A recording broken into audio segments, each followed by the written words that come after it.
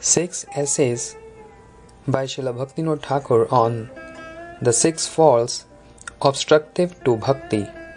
Updeshamrit, verse 2. Atyahar, overeating or over-collecting. In his Shri Updeshamrit, verse 2, Srila Rupa Goswami has written, Atyahara prasascha prajalpo niyamagraha janasangascha lolyamcha shadbir bhakti vinashyati. Bhakti is destroyed by the following 6 kinds of faults. 1. Eating too much or collecting more than necessary. 2. Endeavoring for that which is opposed to bhakti. 3. Engaging in useless mundane talk. 4. Failing to adopt essential regulations or being fanatically attached to regulations. 5th. Associating with persons who are opposed to bhakti. And 6th. Possessing a greed or restlessness of mind to adopt worthless opinions. It is highly necessary to consider the deep meaning of this verse. For those who desire to engage themselves in the practice of supremely pure bhakti, it is essential to strictly follow this verse's instructions. For devotees who are lax in following these instructions, Hari Bhakti is rarely attained. It is only for sincere practitioners whose hearts are eager to attain Bhagavad Bhakti that we are explaining the purport of this verse, in which the following 6 impediments on the path of bhakti are mentioned. 1. Atyahara. 2. Prayasa. 3. Prajalpa. 4. Niyam agraha. 5. Janasangaha. And 6. Lolya. We will sequentially describe each of the above mentioned impediments. In the following short essay, we will describe the meaning of Atyahara. The word Atyahara does not mean only eating too much. The word Atyahara means overeating, does not mean only eating too much. The first verse of Shri Updeshamrit mentions, Vacho vega manasakroda vegam jiva vegam udra upasta vegam itan vegan yo vishehet diraha sarvam apimam prithvim sashishyat. He who can tolerate the urge to speak, the urge of the mind, the urge of anger, the urge of the tongue, the urge of the belly, and the urge of the genitals, and does not deviate, that is, remain steady, is a sober person and can instruct the entire world. Here, the urge of the tongue, Jivva Vega, indicates the desire to taste palatable foods, and the urge of the belly, Udar Vega, indicates the desire to overeat. If we also understand the word Atyahara to mean the desire to overeat, then, because Shri Updeshamrit is presented as a concise compilation of the essence of the principles of bhakti, such a definition would possess the fault of repetition or redundancy. In this situation, it is incumbent on the readers to correctly investigate any additional purpose of the word Atyahar that the exceedingly profound personality Shri Rupa Goswami has given.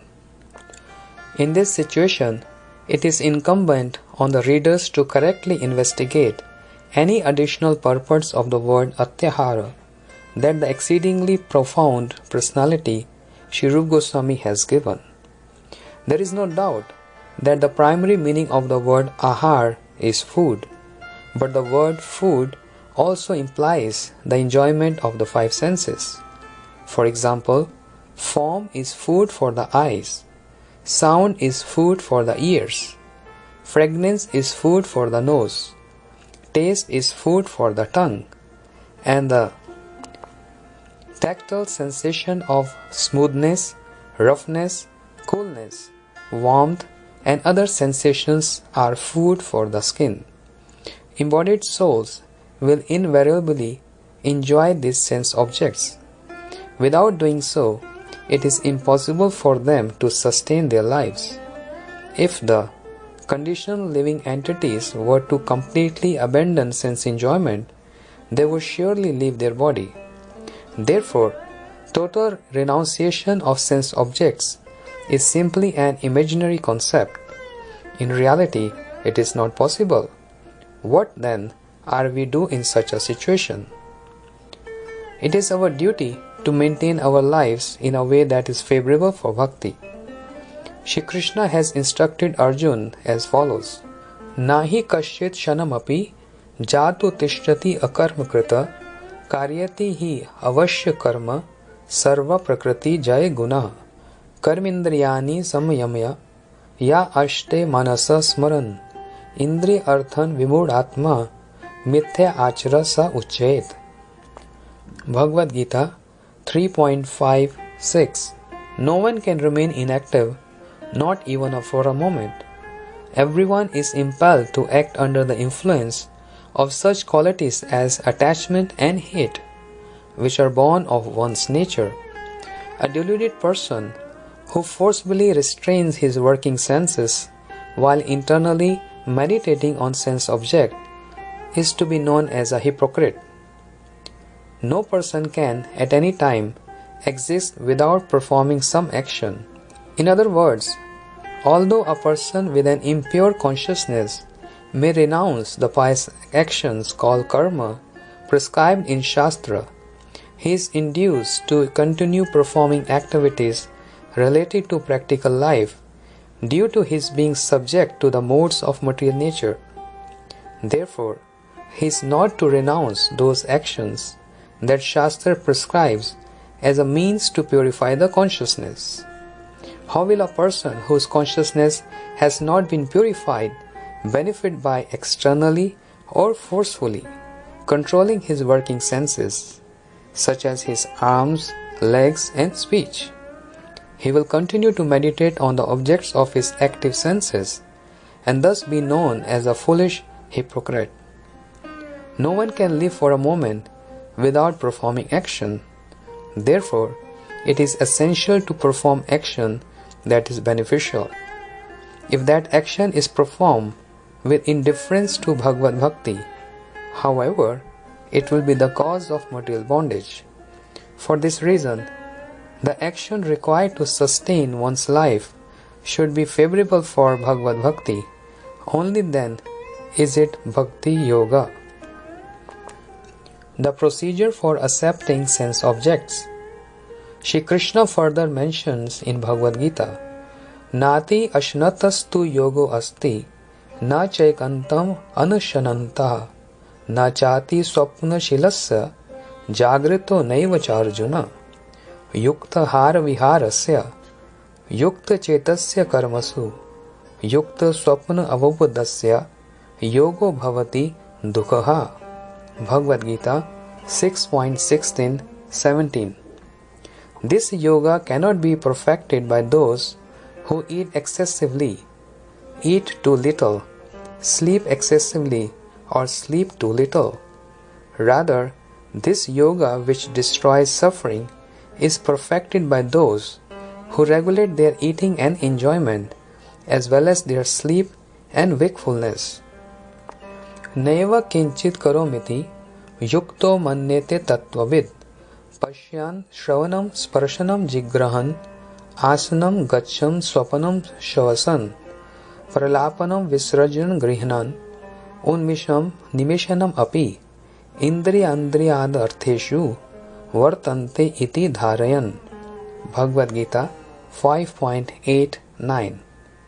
A karma yogi sees, hears, touches, smells, eats, walks, sleeps, breathes, talks, renounces, accepts and opens and shuts his eyes. But because of his knowledge of the absolute truth, Tattva Gyan, he believes, I am not doing anything. It is only this body in which I am situated that is doing everything. Being bound by ignorance, I only assess and reflect on these actions. After self-realization is attained, the mentality of being the doer or enjoyer is removed. Those who eat too much or too less, and those who sleep too much or too less, do not attain perfection in yoga. Whereas a person who eats, enjoys, and sleeps moderately, according to his needs, does. The sadhak should reflect in this way. All my senses are wandering after the objects of the senses, but I am a pure soul, and therefore beyond such things. One should accept the objects of the senses with such discrimination. The renunciation of karma and jnana leads to perfection in Bhakti Yoga.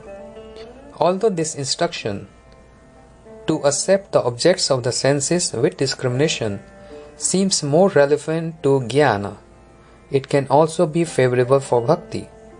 The concluding verse of Bhagavad Gita instructs complete surrender, sharanagati, indicating that the process of fruitive action, karma, and acquiring knowledge of the impersonal Brahm, jnana, are to be completely given up, and that all sense objects are to be accepted with the understanding that they are the mercy of Bhagwan.